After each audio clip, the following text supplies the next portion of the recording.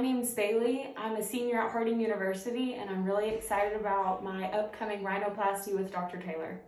So I have been thinking about getting my nose changed for a little over 3 years. Ever since high school, of course, I looked in the mirror hours on end thinking what could be different.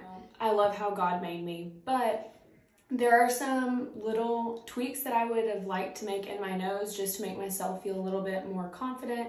Once I met with Dr. Taylor, he was so knowledgeable about the science of shadows, highlighting, and just the structure of the nose that I felt really confident that he could give me the results that I had been dreaming of for a couple years at this point.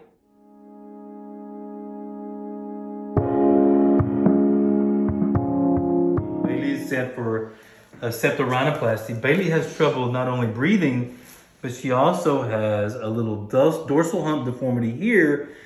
This angle between her chin, her lips, the base of the portion of the nose that we call the columella, and the tip is about 100 degrees, which is a more masculine angle than a female angle, which is typically about 110 degrees.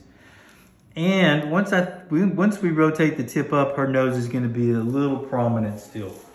So what the plan is for her is we're going to do an open tip rhinoplasty approach, which means we'll make an incision in the columella and then on the inside of the nose. So all the other incisions will be hidden away. And then we're going to lift this skin up. We're going to reduce the boxy tip and make that more refined by taking portion of this lower lateral cartilage away.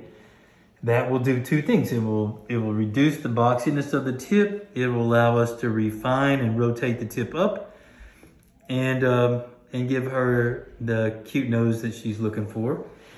And then it'll allow us to expose the upper lateral cartilages, which are deranged inside her nostril from having septal deviation. And we're going to conservatively, which is the term on this, very conservatively, we'll reduce the turbinates to open up the airway. We will straighten out her septum. We'll use part of that septum to open up the internal valves of the nose called spreader grafts.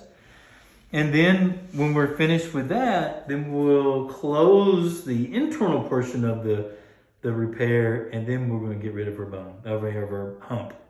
Her hump is made of both bone and cartilage, so it's going to be a composite excision of that. And that's going to leave a flattened top of her nose.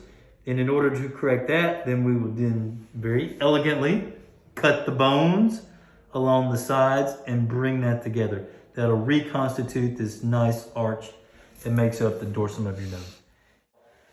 This is what I tell all my patients, that there's 100% chance that your breathing is going to be better. Mm-hmm.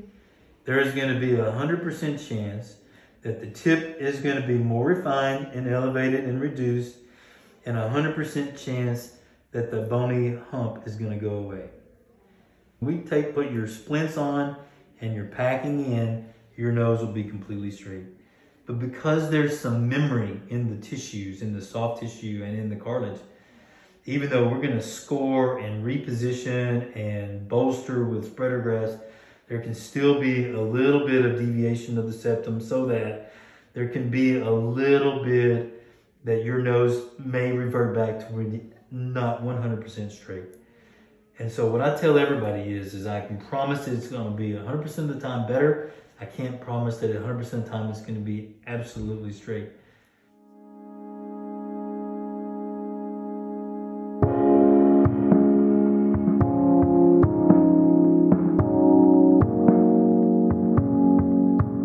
I am 4 months post-op, and the recovery has been great. I'm able to breathe so much better.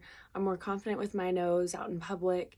And honestly, if I had to do it all over again, I would, because it's been completely worth it.